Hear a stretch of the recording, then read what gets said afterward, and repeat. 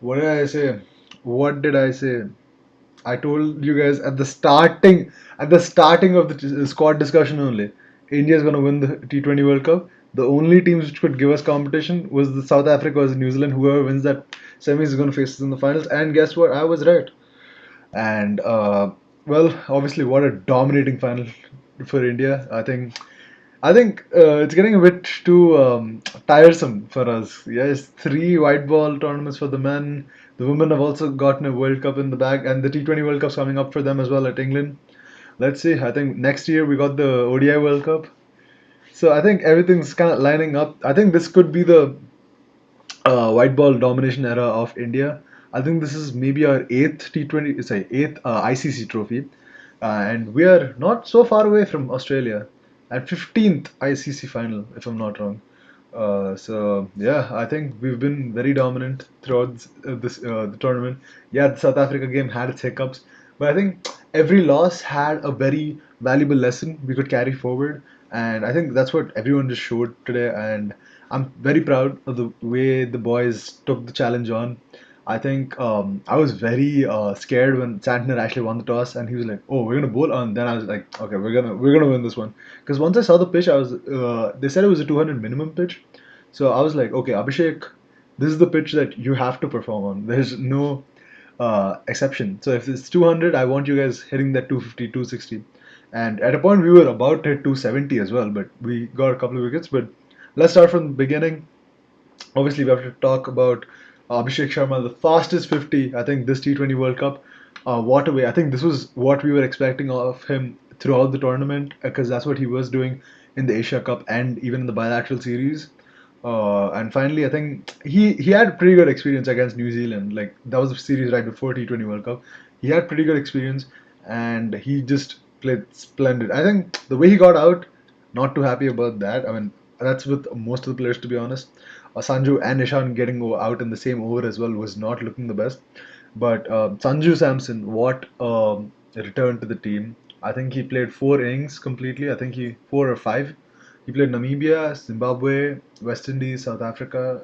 No, it's not South Africa. England and New Zealand, and superb. I think absolutely superb. Like man of the season. Every match, like when once the situation got like really dicey, he's performed. He got a 97 against West Indies. He hit a 89 against 88, 87, or like in the late 80s against England. He got a 89 again in the finals. He's just shown that how good he can be in the right moment, and that's exactly what we need. Because I can tell you guys something that India, this was something that this dominant era wasn't something which was built overnight. Like only because like the ODI World Cup, you guys were so good, so you guys carried that momentum into the thing. No, it wasn't that. We have been playing well. I think 2013 was the final ODI like trophy we won. Any trophy we won until 2024, which was the Champions Trophy 2013. After that, 2014 we made the finals of T20 World Cup. 2015 we made the semis. 16 semis. 17 finals of Champions Trophy. 19 topped the table in the World Cup. We lost in semis though. 21 WTC final. 23 WTC final. 23 ODI Cup final. So until then, like except that 2021 T20 World Cup, which is one of the worst T20 World Cups regardless, we were always dominant. We were making those finals, making that semis. We just could not get over that final hurdle due to some issues or the other. This is the kind of player we needed at that kind of point. We needed the likes of Ishan Kishan. And Ishan Kishan, I think today was the first match that the middle order just kind of disappointed me, to be honest. Like Ishan Kishan, like splendid. The top order, I don't have to talk. Everyone knows how well they really played. Ishan Kishan is just one of those guys who had his redemption arc like way before the T20 World Cup. So I'm not seeing many people talk about him. Like obviously he had his moment to shine, but I think we got to give his due as well. He was the second highest run getter for us.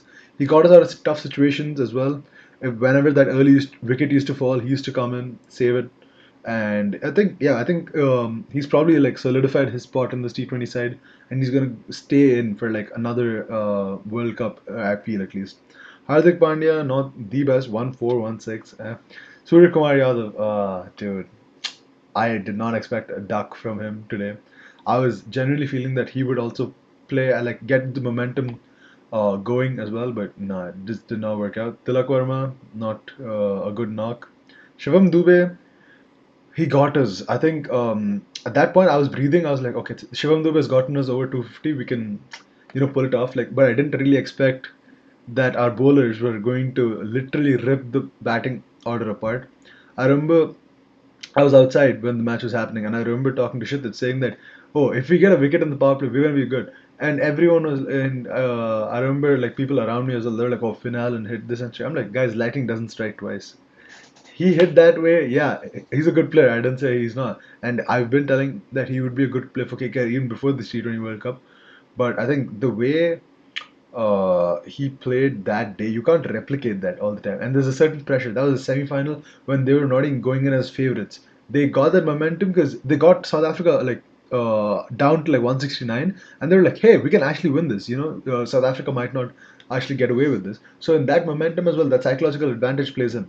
But when you have to hit 256 as your target and a big stadium where 90, 100K fans are shouting India, India, India, India, you're gonna be under pressure, and that's exactly what happened. Akshar Patel, I think, maybe the best. I think over the two editions, if you say, maybe yeah, can say Bumrah, but like, I think clutch moments. I think Akshar Patel. I think the way he's stepped up in last time's final as well, and this time's final. I think overall, I think in this era of T20 cricket, he's probably been one of my MVPs. Hardik got a wicket as well. Akshar 3 wickets. Bumrah 4 wickets. I think one thing which we really struggled with in like even before the T20 World Cup is we just would not close out games. Like we would never get any team all out. They used to take them till the eighth wicket, till the ninth wicket. We used to finish that 20 overs as well. We just never knew how to close it out. But Bumrah this time he just cleaned them all up. He just cleaned them all up. He took the wicket mid center, and then I think it was practically over at that point. Obviously, how can I forget Varun Chakravarti? Not the best of nights. Not the best of nights. A wicket, yes, true.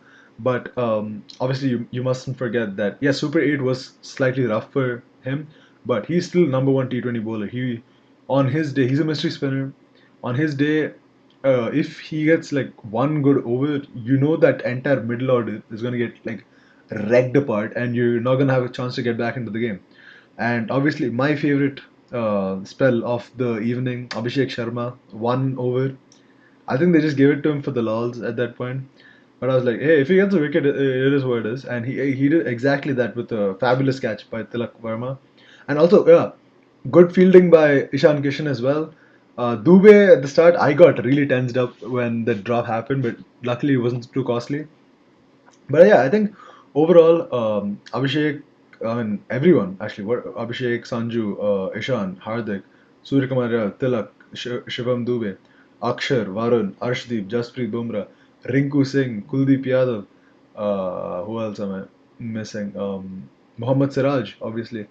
All these guys. I think I'm missing one more player. And I'm pretty bad. But let me just check. Who did I miss? Washington Sundar. Everyone had their own part in this T20 World Cup. Proud of everyone. No matter how little or how big, everyone had a story, and everyone really deserved this. I'm so glad MS Dhoni, Rohit, Kapil Dev, they were also there in the stands watching this, and yeah, I think it was a pretty good T20 World Cup. Now, obviously, there's another tournament coming up, which everyone's gonna be dividing themselves up with. But obviously, let's think about that, I guess, in a week or so. Because right now, let's just celebrate India's win. Because this win, I think we're not gonna appreciate it in the future too much. But right now, we gotta appreciate it. Because trust me, this is gonna be India's era, and we've showed that as well. Yeah, I can confidently say that this is the start of India's domination in the ICC events, especially in the white ball era. And the final was the most perfect game that India had in this World Cup. There were players that stepped up in each department. Every department was uh, almost perfect, if I could say, in the final. Especially, you see the top order clicked. Sanjay Samson being the super consistent, especially to be so consistent in the knockout stages, he's called upon. in a virtual quarterfinal, you score a vital half century, then in a semis, and then to do that again in the final. You saw Sanju Samson play three different innings in these three matches. He adapted to the situation and showed his maturity in the game and why he's such a fantastic player. Abhishek Sharma, yes, didn't get the runs in throughout the tournament, but I think you always save the best for the last. He got the fastest 50 of the tournament as well in the final itself. Um Ishan Kishan, what a story it has been for him from not having a contract with BCCI to going back to domestic cricket, proving his game, proving what a vital, fantastic player that he is in, especially in the T20 format of things. He's proved his point to domestics, came up the ranks, won the spot in the T20 World Cup, and he performed there as well. Like Sriyan mentioned, he was the second highest run getter for India as well. So when the top three had scored vital half centuries, I think all that needed to be done by the middle order was just the icing on the cake for the total three lusty blows, and we reached the 250 mark. Shivam Dubey, I think he's been an underrated player, not spoken much about, especially when it comes to knockout games. This is not the first time that he's um made an impact in a knockout game. You see those that last over that Shivam Dubey played to take us over the 250 mark gave us that added confidence in this final. He played well in the semi-final against England as well. Asia Cup final, Shivam Dubey was the one who made a vital 40 runs or so.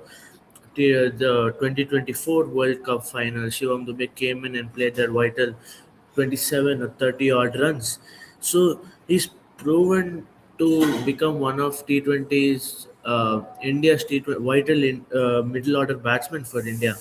No, I wouldn't say so much about an all-rounder. I would say middle order as of now. There's still a lot that he can work on, and when it comes to his bowling, but when it comes to his batting, those power hitting that he does has been absolutely brilliant over the last couple of years. And he's just superb.